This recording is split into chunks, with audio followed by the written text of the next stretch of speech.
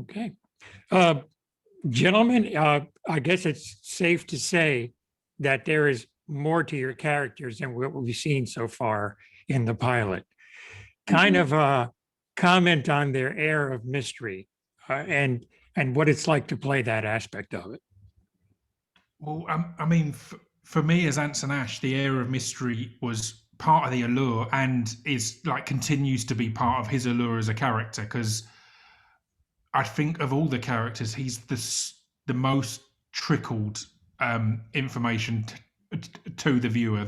That mystery continues even when, yeah, he's very much a present. So it's a whole lot of fun to play because you can make sure that you know so much about the character, and then you get to watch how much of that is coming across, how many clues there are in there, and the mystery is kind of a key part of the show, right? Obviously, whenever it's sci-fi that's more X-Files or Outer Limits, or indeed Fringe style sci-fi, rather than Star Wars or Star Trek style sci-fi, the mystery is as key as the majesty as such. So yeah, it's a great thing to play with.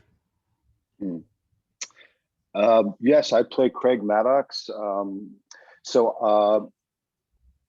As the show goes on, I'm a sort of key figure. I am the key figure for the CIA in this special ops, in this division that's taking care of the debris. So I would have recruited Jonathan Tucker's character, right? So the audience will find out what that story is about, which is really interesting.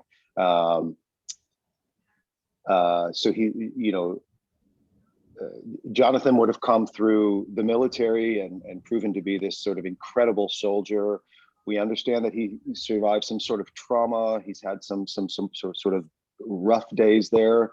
I don't think it's too much of a spoiler to say that my character, who also would have also did his time in special ops military work, but a little unlike Jonathan, I don't think my character would have come up through the military. I probably would have come through academia, maybe, or MIT or some IT program, and then sort of been recruited to the CIA through, or maybe even language or something like that, and then become a soldier through paramilitary work, like in the late 80s. I'm now this administrator. So I'm very protective of this guy. It's a very much an older brother, father figure type. And that proves to be really, really difficult. One of the things I think the show is really, you also get to see my home life. I'm married, I have a 17-year-old son. There are issues in the home. People who work in this field, I keep using this word, but they really have to compartmentalize their lives, this ability to sort of keep things from the people they love most. And they're always thinking strategically. It's quite a lonely life. It's a very solitary type of life. And the audience will see how my character sort of deals with those very human issues.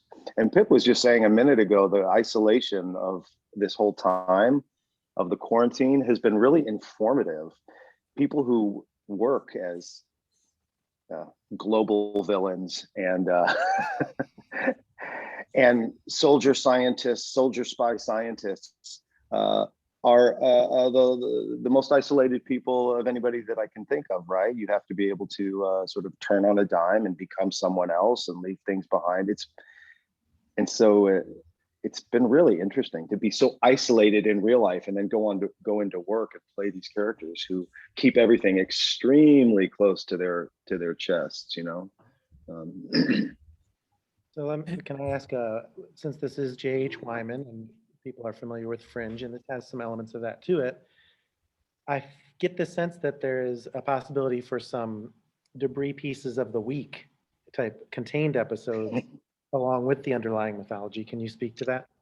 Yeah, that's very much the kind of the process of it, and it was one of the great appeals because the fact that the debris has different properties and does different things, it makes it this endless, exciting pool of things that can happen each week. So I'd imagine the viewer's experience will be similar to me as a reader of the scripts. Each time a new script comes in, I'm like, oh, what does this week's do? And then you do kind of, you get all sorts of unusual and strange things. Obviously, the overlying, as you say, arc is, I mean, in one of the previous chats, Norbert referred to the space race.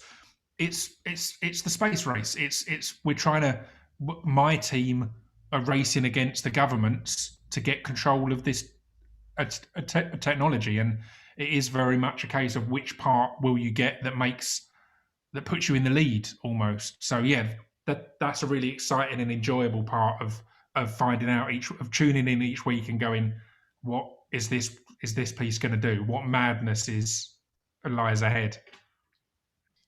So I agree. I think. Oh, go ahead, Dana. You go ahead.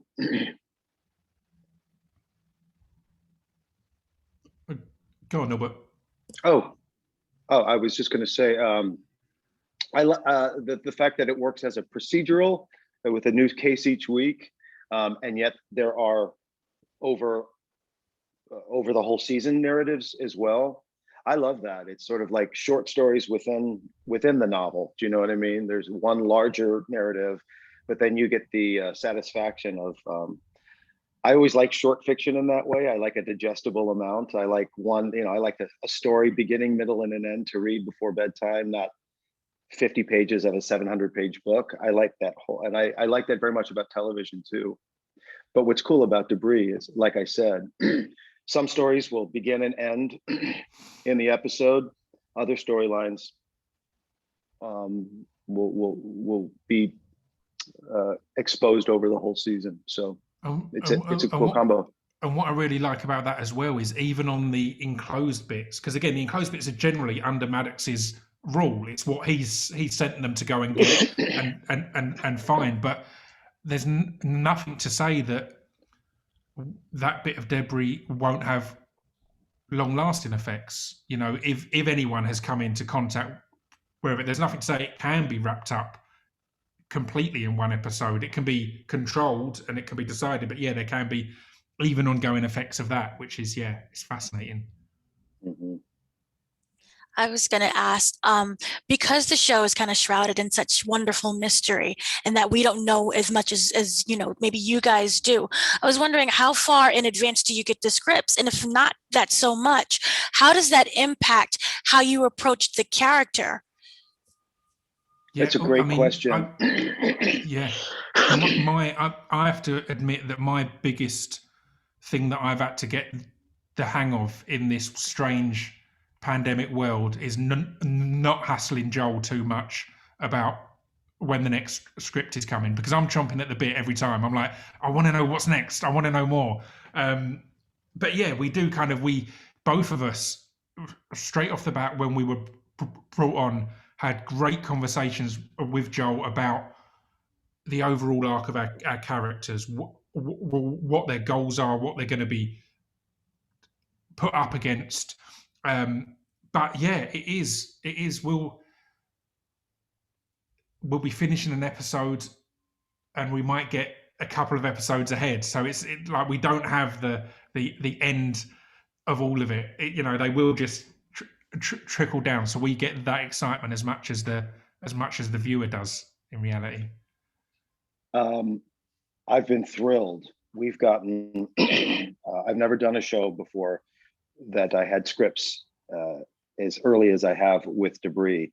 I have been on shows where really the night before a big scene, you're getting those pages. You know what I mean? You're barely getting time, and Joel continues to tweak them. But we've been getting scripts.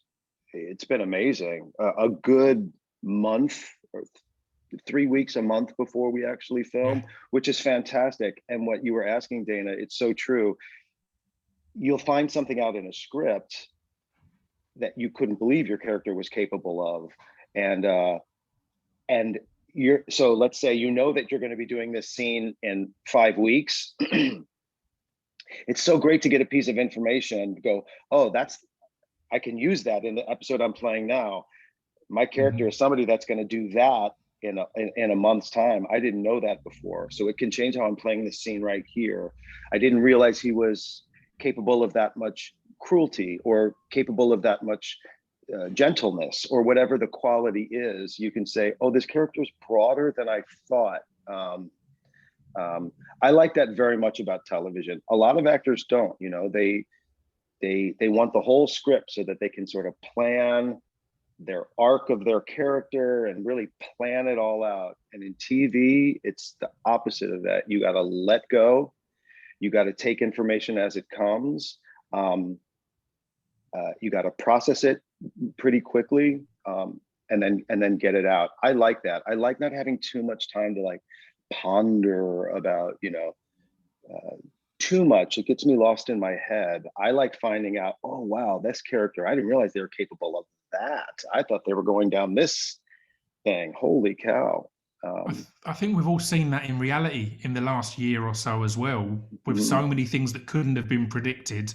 You are finding out who you are really as things are happening, as pandemics are happening, as protests are happening, as injustices are happening. It's all stuff that you couldn't have predicted. So yeah, it's kind of a beautiful thing to see that if you the best laid plans kind of thing. It doesn't matter how well you prepare, there will always be things that get thrown in to take you off track, and that can be that can make a character more true than anything. But that is the life of, you know, special ops and CIA. Yeah. I mean, their entire life is getting data, information, new data, processing it quickly, and then finding a strategy. You know, boom, it's a thing. It's like a metaphor for literally daily living. You know. Gentlemen, you both deal with special effects in one way or another. What's that like for you as actors? I mean, I guess you're acting to things that aren't really there most of the time. I love it. It's my first time I've done anything that's with this much.